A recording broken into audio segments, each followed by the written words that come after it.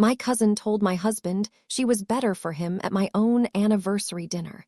Everyone laughed because they thought she was joking. 2 weeks later, I found a hotel reservation in his email under both of their names. My name is Natalie Moore. I had been married to Daniel for 9 years when this happened. We were not a perfect couple, but I believed we were honest with each other. We had survived job changes, one miscarriage, a difficult move, and the long, slow work of building a life that looked ordinary from the outside and felt safe from the inside. My cousin Brianna had always treated our marriage like a competition I did not know I had entered. She was 3 years younger than me, beautiful, social, and the kind of person who could walk into a room and make everyone feel as if something exciting had just started. When we were teenagers, she borrowed my clothes without asking. In college, she dated a man I had briefly liked and called it a coincidence. As adults, she made comments about Daniel that were just close enough to inappropriate that anyone who objected looked overly sensitive. At family gatherings, she would say things like, "Daniel is wasted on someone who goes to bed at 10. Or, "If Natalie ever gets tired of you, I know at least one woman who would appreciate you." Daniel always laughed. So did everyone else. I usually smiled because I had learned that confronting Brianna publicly never worked. She would widen her eyes, claim she was joking, and tell the room I had always been jealous of her. Our 9th anniversary fell on a Saturday. Daniel suggested we celebrate at a small Italian restaurant where we had gone on our first real date. I wanted the evening to be private, but my mother heard about it and turned it into a family dinner. By the time we arrived, my parents, Brianna, her mother, and 2 of Daniel's cousins were already seated. The dinner started normally. My father made a toast. My mother showed everyone an old photograph from our wedding. Daniel gave me a thin gold bracelet he had chosen himself. Then Brianna leaned across the table and said, "You know, Daniel, if you had met me first, you probably would have married the right cousin." The table went quiet for half a second. Then my aunt laughed. Brianna smiled at me. "I'm kidding." Daniel looked down at his wine. I said, "That joke is getting old." Brianna tilted her head. "Why are you defensive unless you think there's some truth to it?" My mother whispered my name as a warning. I asked Brianna, "Do you actually believe you would be better for my husband?" She looked directly at Daniel and said, "I know I would." This time, nobody laughed. Daniel finally said, "Enough, Brianna." But his voice was quiet, almost embarrassed rather than angry. I left the table and went to the restroom. I stood in front of the mirror for several minutes, trying to decide whether I was humiliated because she had crossed a line or terrified because Daniel had reacted like someone afraid of what might be revealed. When we got home, I asked him directly if anything had happened between them. He looked offended. "No." "Has she messaged you privately?" "She sends memes sometimes. You know what she's like." "Do you delete the messages?" His face changed for less than a second. Then he said, "Sometimes, because I know you overreact about her." I did not sleep that night. Over the next week, Daniel became unusually attentive. He brought me coffee in the morning. He asked if I wanted to go away for the weekend. He also began carrying his phone everywhere, including into the shower. I did not want to become someone who searched her husband's devices. I told myself that trust meant resisting the urge to look for proof. Then, on Thursday evening, Daniel asked me to print a document from his laptop because the home printer was connected to my account. While opening his email attachment, I saw a confirmation message from the Harbor Grand Hotel. The subject line said, "Reservation confirmed, Daniel Moore and Brianna Ellis." My hands went cold. The reservation was for the following Friday and Saturday. 1 room, king bed, 2 guests. I opened the message. The hotel was in a coastal town 2 hours away. Daniel had told me he would be attending a regional sales conference there that weekend. He had even shown me the event schedule. There was no conference listed in the reservation email. I took photographs of the screen with my phone. Then I forwarded the confirmation to an address Daniel did not know I used for online receipts. I did not confront him immediately. Instead, I searched the hotel's public event calendar. There was a wedding expo that weekend, but no sales conference.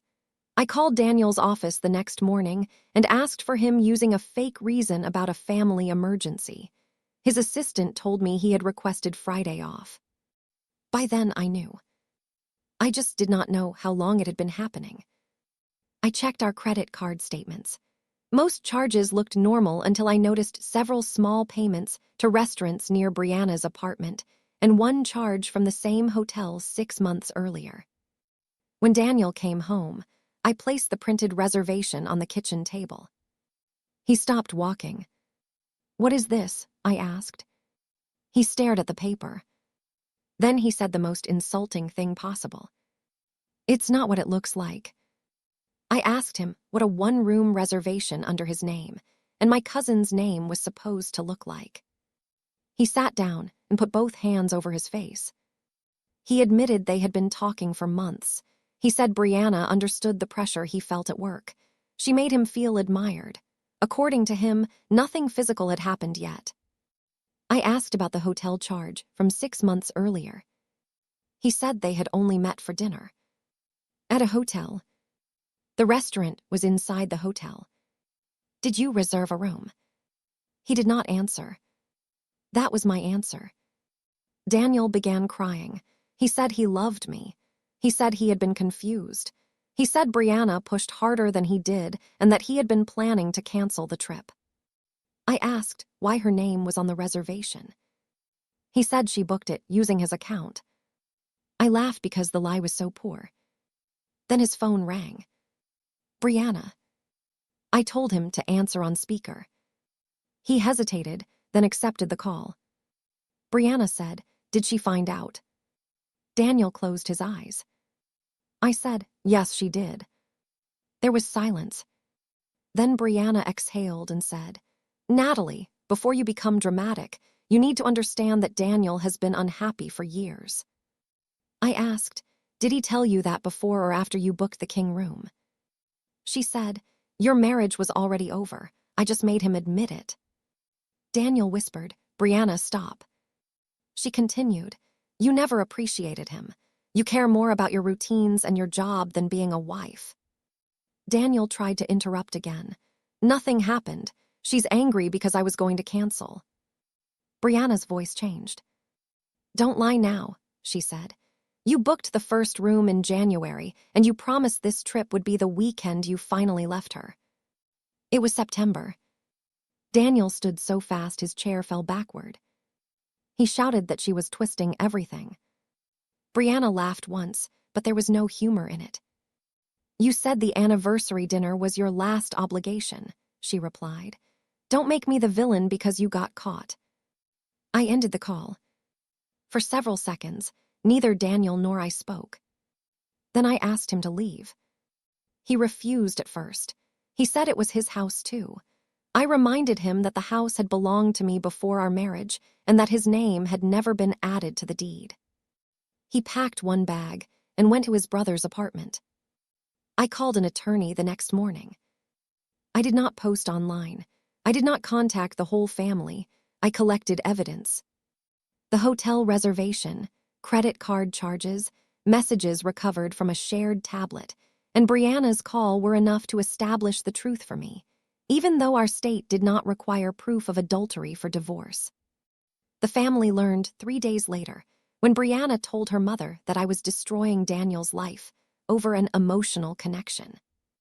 My aunt called and said, "You know Brianna has always competed with you. You should not throw away 9 years of marriage because she finally got under your skin." I replied, "She did not get under my skin. She got into a hotel room with my husband." My mother cried and asked me not to make the family choose sides. I told her nobody had to choose. They simply had to stop asking me to protect people from the consequences of what they had done. When several relatives continued repeating Brianna's version, I sent one message to the family group. I attached the reservation showing both names and a screenshot from the shared tablet in which Daniel wrote, "After the anniversary, I'll tell her it's over." I added no insult and no explanation. I wrote only, "Please stop asking me to defend a version of events the evidence does not support." After that, nobody called the affair an emotional misunderstanding again. Daniel returned a week later asking for counseling. He admitted the affair had begun 7 months earlier. The first hotel stay happened after Brianna told him I did not deserve him. The upcoming reservation was supposed to be the weekend he decided whether to leave me. He said he had realized he did not want to lose our marriage. I asked if he realized that before or after he was caught. He had no answer. I filed for divorce. Brianna expected Daniel to move in with her. Instead, he ended their relationship almost immediately. She called me furious and accused me of poisoning him against her. I said, "You told him you were better for him. Now you can prove it without using my marriage as the test." She hung up. Over the next year, Daniel sent letters, asked for meetings, and apologized in every way he knew. Some apologies were sincere. That did not mean reconciliation was required. The hardest part was not losing him. It was accepting that the safe life I thought we had was partly built on my willingness to dismiss discomfort so other people could remain comfortable. I had spent years calling Brianna's behavior just jokes. Daniel had spent months calling deleted messages nothing. My family had spent decades calling disrespect competition. The words changed, but the purpose was the same, to make me question the evidence in front of me. The divorce was finalized 14 months after the anniversary dinner. I kept the gold bracelet Daniel gave me that night for almost a year. Then I sold it and donated the money to a local legal clinic that helped women rebuild after financial betrayal and divorce. Brianna and I no longer speak. Some relatives still believe I should forgive her because family is family. I tell them forgiveness does not require access. Daniel and I are civil when necessary. I do not hate him.